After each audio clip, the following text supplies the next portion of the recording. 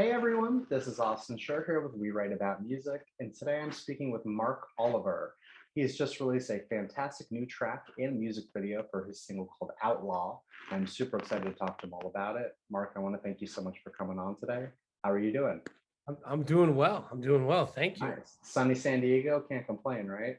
Right. No, cannot complain. No, this could be much worse, but I'm really excited to talk to you all about this song. I've had it on repeat, honestly, all day long, and since it got sent, it is catchy, it is fun, and you've got an amazing music video that's coming out with it as well. First thing that I'd really like to cover here is what is this song about? What does it mean to you? Any inspiration behind it? Well, so it kind of comes down to a few things. I was making a lot of music and producing, and I was trying to figure out just how to mold everything together. And so I started looking back at my old I would say mentors in music that I always watched and was intrigued by. And Yeah. it's kind of funny because it's totally off the beaten path, but Ryan Leslie made a song called Diamond Girl. And is it Diamond Girl? It's Diamond Girl. And he made a music video of him. It was more of a documentary music video of him making the track and how he like started in his production studio, and he just like made a sound on his keys and kind of the classic production thing, but the way that he did it. And so I was kind of like inspired because I'm a musician. I was a pianist since I was 3. I've been training different instruments my whole life, so I'm so on the analytical Yeah. side. So, if you've been doing it that long, it's kind of hard not to be. Right. So, but I'm like, but as time progressed, because I've been in this business for over 20 years. Sure. And so like with computers and all that stuff. So to break it down, I just started messing around with just the production aspect of like making sounds and putting them together. And I just kind of built it up basically off of him. And what I wanted to do is I'm like, I want to make a song, that's not so, a lot of things are very emotionally attached, right? Yeah. And this is more like, I was like, man, sometimes you feel like an outsider, an outlaw, because us who are creatives wind up, we feel a little bit like an outlaw because, people are like, oh, you're a musician. What do you live in a van? Like, It's true though. No, I get it. Sometimes it feels like immediately there is not a respect. Or when it's a close friend that finds out, oh, you make music, for some reason they always think, oh, it must be bad for some reason. And then you have to convince them in a way that, I'm pretty good at this. And this is kind of my job. Exactly. And so I kind of was like, man, like we kind of feel like outlaws sometimes. And then it kind of triggered. And I was like, man, I'm going to be playing in a stadium this song one day. I'll be playing this in a stadium, but I want to get people to put their hands up high. Totally. And you listen to the songs, it's get your hands up high. And I'm like, how do I get people to put their hands up high without being someone on stage like, let's get our hands up, guys.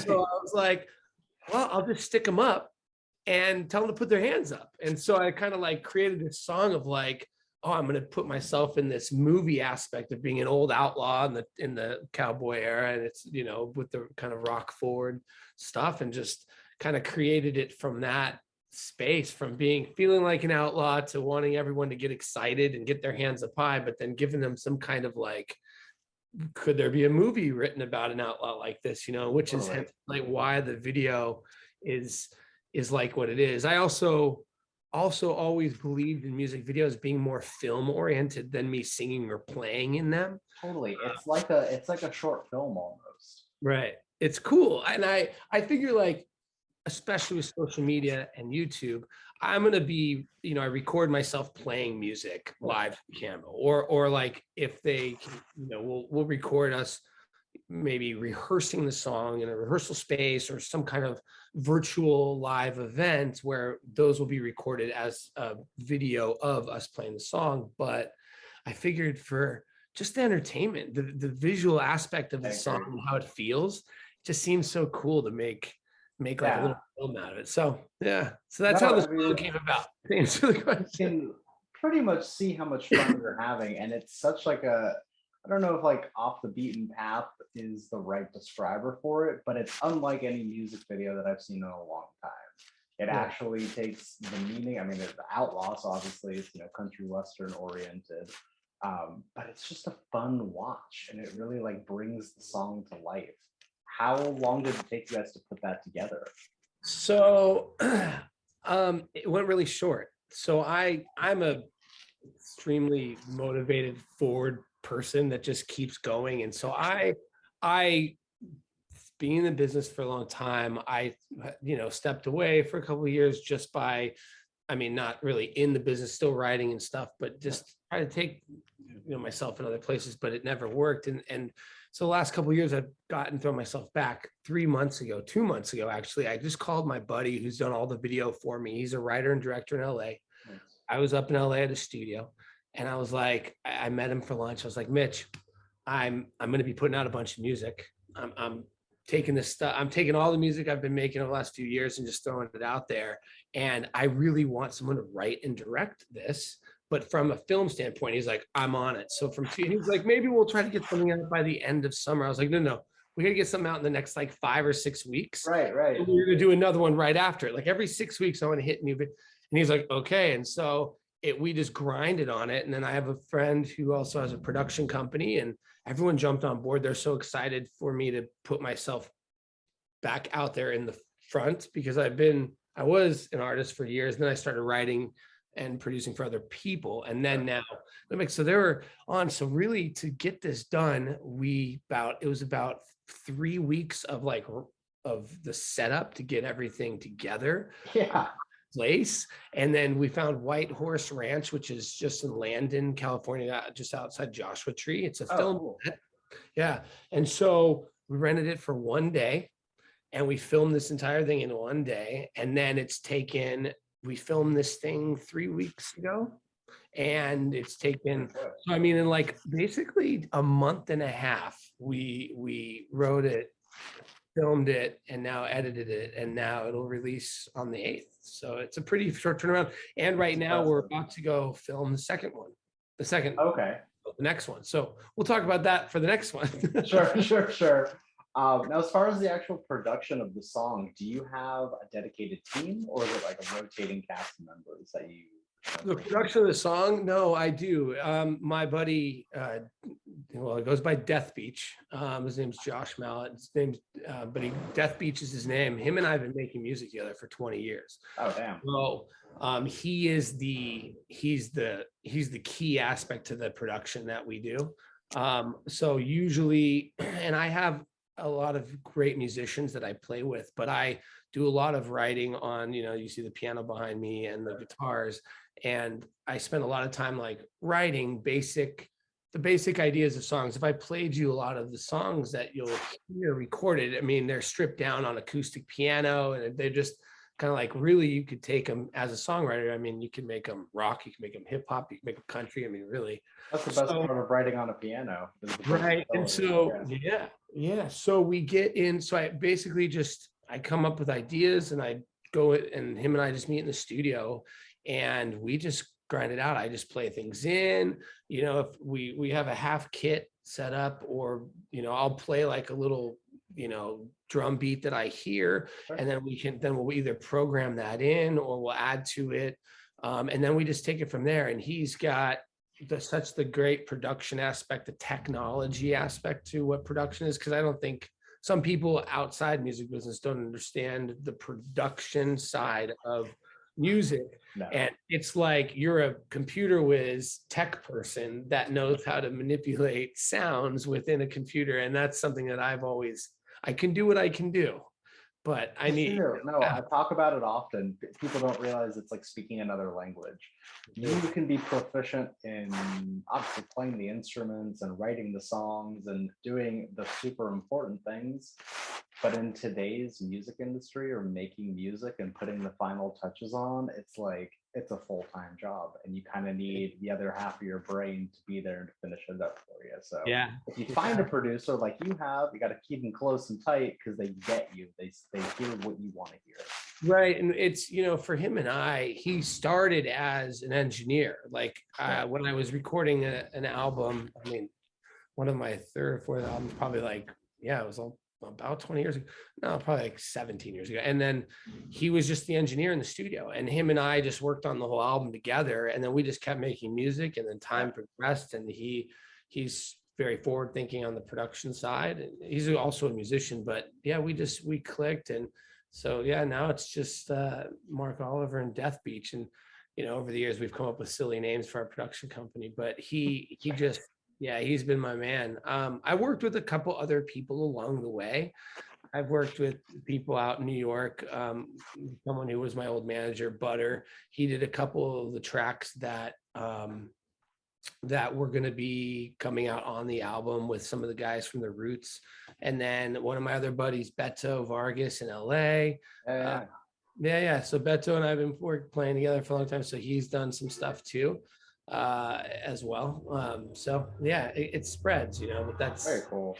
Yeah. Now, you mentioned that there's more on the way, and we don't need to talk about specifics, but I do want to know, is that mean another album? Does that mean an EP? Or yeah, it's all in this. I'm trying to decide. I mean, honestly, okay. So there's about, as far as on the table now, there's literally like 25 songs that I want to space out. So I think what I'll do is the first part of this plan is and I kind of wanted to do this different than, I don't know, maybe anyone, I really don't, but I don't know. But basically I want to do 4 singles with videos back to back to back to back, and then kind of ride that, then maybe take a couple other tracks and package those as an EP or an album. Gotcha. And then do it again. But I think that people enjoy the interaction experience with music. Totally. That's why music videos are still so important nowadays. Right. People release music, but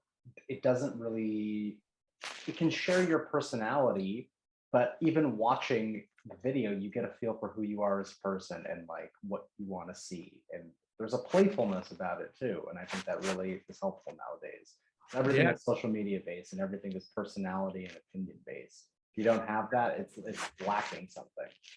Right. And it's funny because I think things are so social media based that's why we have to create more of an experience now than like it used to be. Because my first band, was back in the day, and touring and playing shows, like the audience and the fans were so diehard, and everyone showed up and people came and they saw. And nowadays, I feel like that's kind of back around again. So with this track, to release the video, which is a week before the song releases, I was like, well, let's do a video release party. Let's have a huge party and throw it out there instead of like, hey guys, I'm releasing a song, go watch it. It's like, I want people to get out there and party with us, and then people that can't make it will film the whole thing. They can see how much fun we had, and the next one they'll come. Exactly. It's all about the fear of missing out. Seriously. And it's about the party. You got to throw some. Of course. Well, yeah, you should get to celebrate your wins. So any excuse to have a party nowadays, I say go for it. Right. It's an experience. I think people post all the time, like whenever they go see great concerts that are in huge arenas, people are always like, I went and saw. It's like, the old grassroots, like, where you find where you have a packed house in a small place where everyone just has a great time, I feel like that's missed. And it happens, but I think that's something that we kind of need to, I feel like it just needs to keep coming back, I agree. No, I spend more time at concerts than not, and that feeling never gets old. It doesn't always. That's the thing with music nowadays, is there's never been more people making music, but it provides the opportunity, especially for independent artists, to share and share a playlist or share a song or say, hey, friend, you like this song, you might really like this song. Yeah. And the cult fan bases create themselves, and then you find yourself at their show, and it's a really great thing. So yeah, I get it. Now, you've been doing this for quite a while now. You mentioned 20 plus years. Is there something about the entirety of the process, like from the writing and recording to the producing to finally being done with it, that you look forward to the most, or the thing that keeps you energized and going? Yeah. It changes over time. I think, the way it started, I started a punk rock band back in the day, and Sure. we were playing parties, and then we got signed to a major label, and then the producers that came in for that first album really taught me a lot. Graham Edwards and Lauren Christie and Scott Spock from The Matrix, and we were doing our album with, at the same time, Avril and was in the studio with us doing her first album. Nice. And I learned a lot about the process, and it kind of took me from there to just evolve, because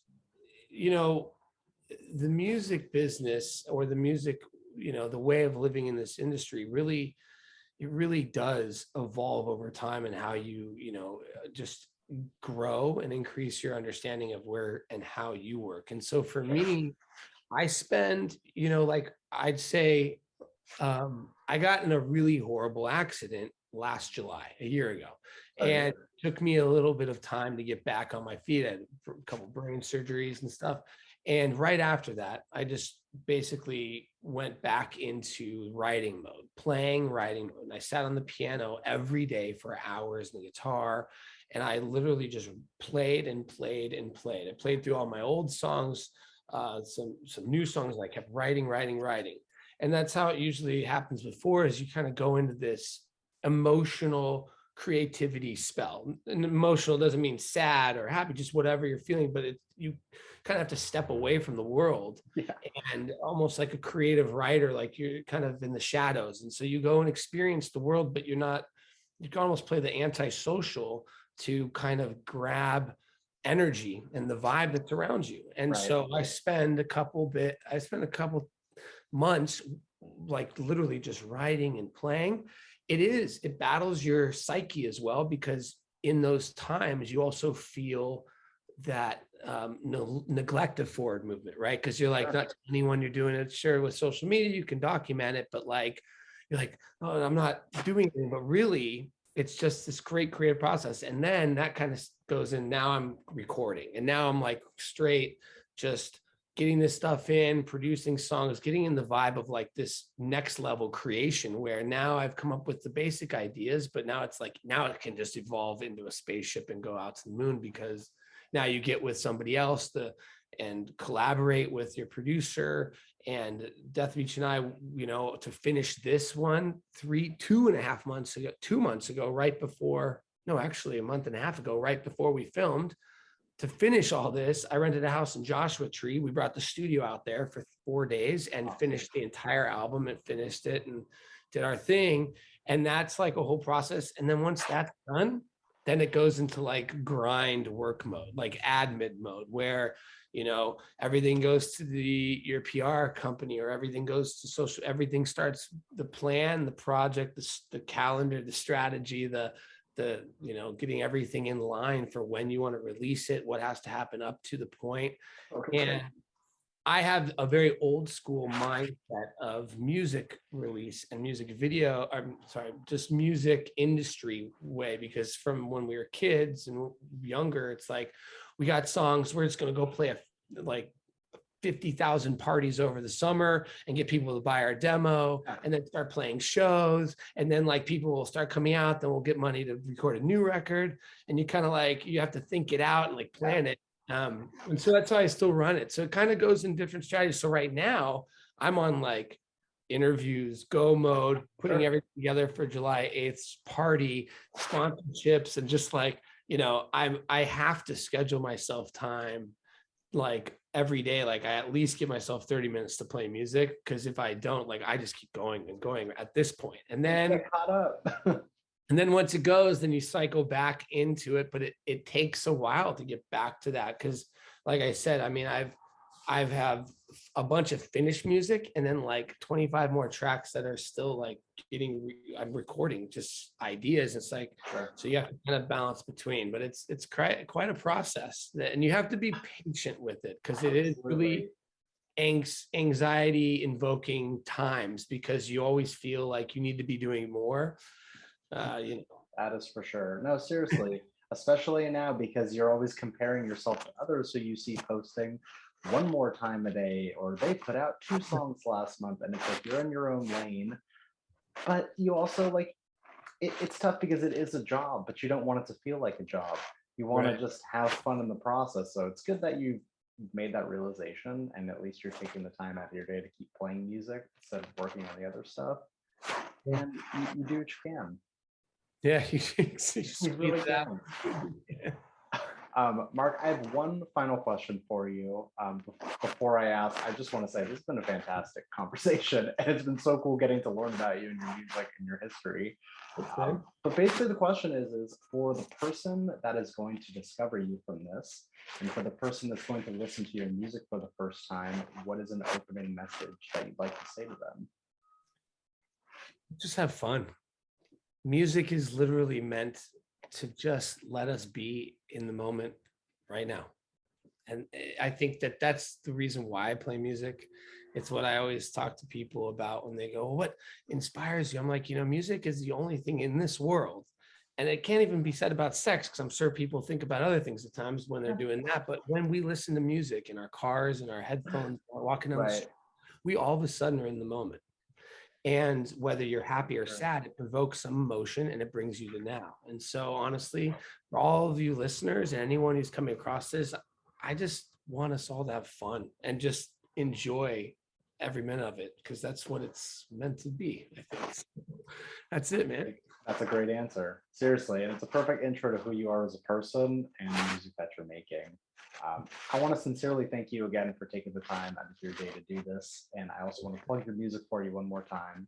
The song is called Outlaw, and the music video will be out on July 8th. But please correct me if I'm wrong. The song comes out on July 1st. No, the song comes out July 15th. Perfect. And the Okay. video comes out July 8th. Great. So yeah, I also wanted to reverse that. I want to throw the video out first, get There people you go. liking the song, be like, well, I can't listen to it on Spotify yet, but it'll come the next week. There you go.